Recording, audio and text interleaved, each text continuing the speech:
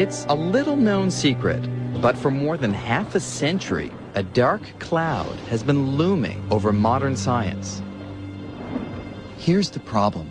Our understanding of the universe is based on two separate theories. One is Einstein's general theory of relativity. That's a way of understanding the biggest things in the universe. Things like stars and galaxies. But the littlest things in the universe, atoms and subatomic particles, played by an entirely different set of rules called quantum mechanics. These two sets of rules are each incredibly accurate in their own domain, but whenever we try to combine them to solve some of the deepest mysteries in the universe, disaster strikes. Take the beginning of the universe, the Big Bang. At that instant, a tiny nugget erupted violently. Over the next 14 billion years, the universe expanded and cooled into the stars, galaxies, and planets we see today. But if we run the cosmic film in reverse, everything that's now rushing apart comes back together. So the universe gets smaller, hotter, and denser as we head back to the beginning of time.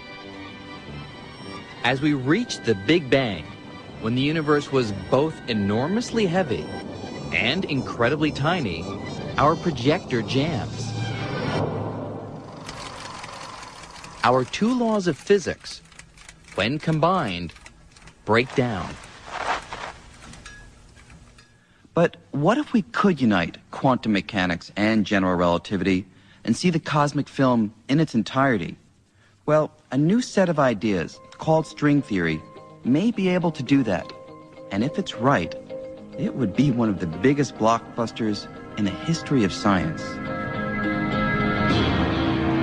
Someday, string theory may be able to explain all of nature, from the tiniest bits of matter to the farthest reaches of the cosmos, using just one single ingredient: tiny, vibrating strands of energy called strings.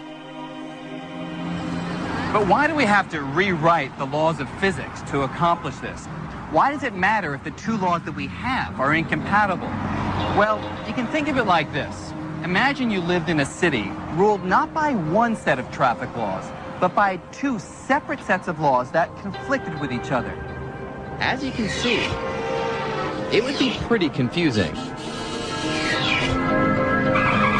What the heck are you doing? To understand this place, you'd need to find a way to put these two conflicting sets of laws together into one all-encompassing set that makes sense. We work on the assumption that there is a theory out there, and it's our job, if we're sufficiently smart and sufficiently industrious, to figure out what it is. We don't have a guarantee. It isn't written in the stars that we're going to succeed. But in the end, we hope we will have a single theory that governs everything. But before we can find that theory, we need to take a fantastic journey to see why the two sets of laws we have conflict with each other. And the first stop on this strange trip is the realm of very large objects. To describe the universe on large scales, we use one set of laws, Einstein's general theory of relativity, and that's a theory of how gravity works. General relativity pictures space as sort of like a trampoline, a smooth fabric that heavy objects like stars and planets can warp and stretch. Now, according to the theory, these warps and curves create what we feel as gravity. That is, the gravitational pull that keeps the Earth in orbit around the Sun is really nothing more than our planet following the curves and contours that the Sun creates in the spatial fabric. But the smooth, gently curving image of space predicted by the laws of general relativity is not the whole story. To understand the universe on extremely small scales, we have to use our other set of laws, quantum mechanics. And as we'll see, quantum mechanics paints a picture of space so drastically different from general relativity that you'd think they were describing two completely separate universes.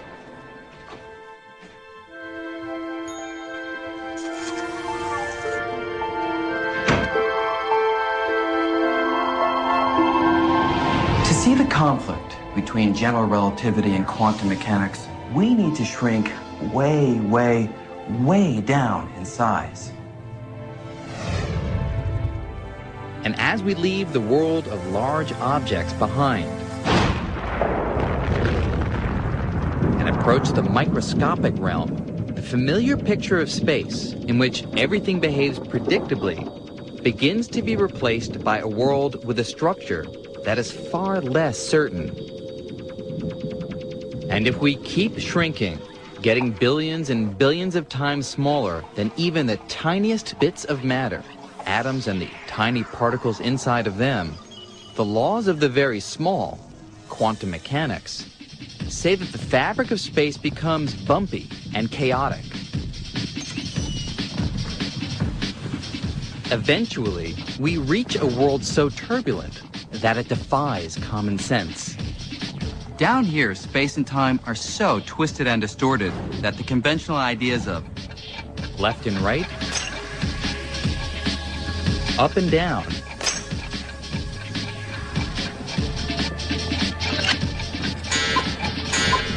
even before and after, break down